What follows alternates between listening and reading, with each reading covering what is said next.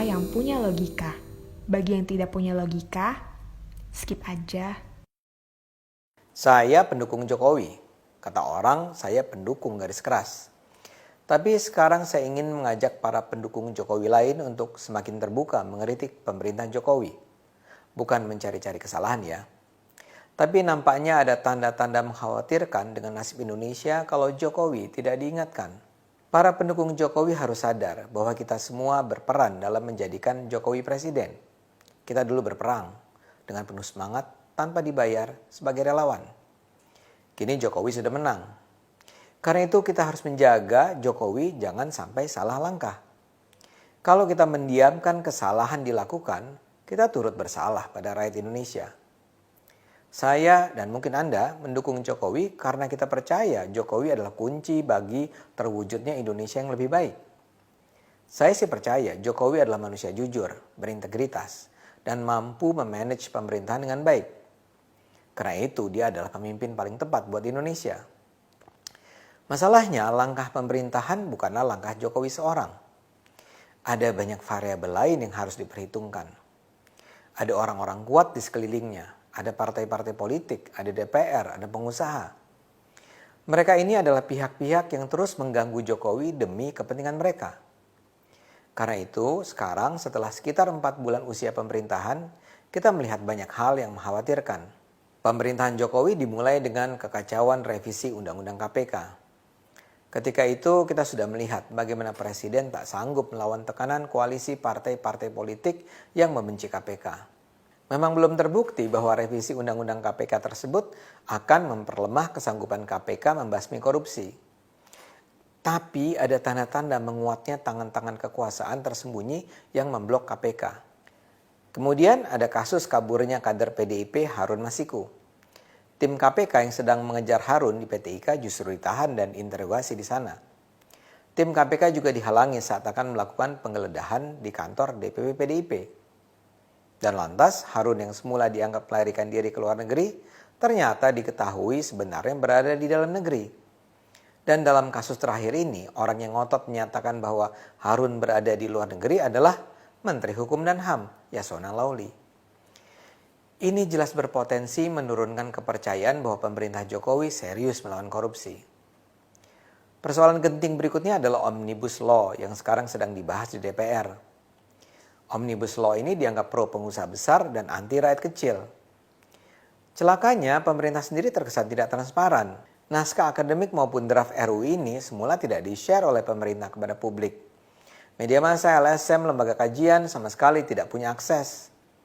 Sialnya dalam satuan tugas penyusunan RUU tidak ada perwakilan masyarakat sipil. Yang ada justru adalah perwakilan Kamar Dagang dan Pengusaha. Jadi karena itu yang dipakai sebagai rujukan adalah dokumen bocoran. Tapi ketika ada wakil-wakil masyarakat sipil mempersoalkan isi RUU, pemerintah hanya bilang jangan berdebat dengan menggunakan bocoran, tunggu draft resminya.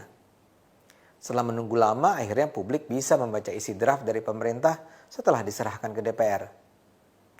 Isi draft ini memang tidak sepenuhnya buruk. Ada banyak muatan yang menunjukkan pemerintah memang serius mendorong kemudahan investasi. Tapi di sisi lain, kekhawatiran bahwa pemerintah lebih sayang pada pengusaha daripada rakyat juga terasa. Sebagai contoh ada petunjuk bahwa dalam RUU tersebut hak-hak buruh, terutama hak-hak buruh perempuan, dipinggirkan. Dalam Undang-Undang Ketenagakerjaan yang sekarang berlaku, ada hak bagi pekerja atau buruh perempuan untuk libur pada saat haid hari pertama. Ada juga cuti hamil melahirkan bagi pekerja perempuan, termasuk cuti untuk istirahat bagi buruh yang mengalami keguguran. Ada pula pengaturan tentang kesempatan bagi pekerja untuk menyusui anaknya selama waktu kerja. Kemudian, para pekerja yang menggunakan cuti hamil melahirkan berhak mendapat upah penuh. Nah, pasal-pasal itu yang kini menghilang dalam Omnibus Law. Kesan yang timbul ya sederhana. Pemerintah tidak peduli pada nasib pekerja perempuan. Di sisi lain, para pengusaha terkesan diuntungkan. Misalnya saja, ada ketetapan yang menguntungkan pengusaha tambang batu bara. Dalam RUU ini, pemerintah akan memberikan perpanjangan kontrak 20 tahun secara otomatis pada pengusaha tambang batu bara yang akan habis masa kontraknya. Saat ini saja ada sekitar 7 perusahaan yang akan habis masa kontraknya dalam 5 tahun ke depan. Padahal menurut Undang-Undang Minerba yang saat ini berlaku, ketika habis masa kontraknya, pengusaha harus mengembalikan izin ke negara. Yang diprioritaskan sebagai pemegang izin baru adalah BUMN. Dan usaha perolehan izin baru itu pun harus melalui lelang. Semua aturan itu hilang dari Omnibus Law. Begitu juga tak ada lagi pembatasan luas wilayah operasi produksi yang dalam Undang-Undang Minerba 2009 dibatasi hanya 15.000 hektar. Seperti saya katakan, kesannya undang-undang ini menguntungkan para pengusaha. Dalam hal ini pengusaha tambang batu bara yang ada. Begitu juga soal pajak. Omnibus Law akan menetapkan pengurangan pajak penghasilan atau PPh yang dikenakan pada perusahaan dari 25% menjadi 20%. Ironisnya, dalam hal ini Menteri Keuangan Sri Mulyani sendiri menyatakan kalau penurunan pajak itu diberlakukan, penerimaan perpajak di Indonesia akan bisa berkurang sampai 85 triliun rupiah. Dan belum juga pembahasan di DPR dimulai, pemerintah sudah bikin blunder. Dalam draft RUU ini ada pasal yang menyatakan pemerintah bisa mengeluarkan peraturan pemerintah untuk mengganti undang-undang. Ini jelas melanggar hierarki hukum di Indonesia. Undang-undang kan berada di atas PP. Yasona Lauli kemudian mengoreksinya dengan menyatakan bahwa itu salah ketik. Saya sih tidak percaya bahwa ada salah ketik dalam dokumen seserius itu. Namun kalaulah itu memang kesalahan manusia, kasus ini menunjukkan keamatiran kerja pemerintah. Kalau begini ceritanya, para pengkritik Jokowi tidak perlu memelintir fakta untuk menyerang pemerintah. Tanpa dipelintir pun langkah pemerintah memang layak dipersoalkan. Kasus demi kasus semacam ini tentu melemahkan legitimasi pemerintah. Kalau kepercayaan terhadap pemerintah menurun, apapun yang dilakukan Jokowi akan dianggap salah.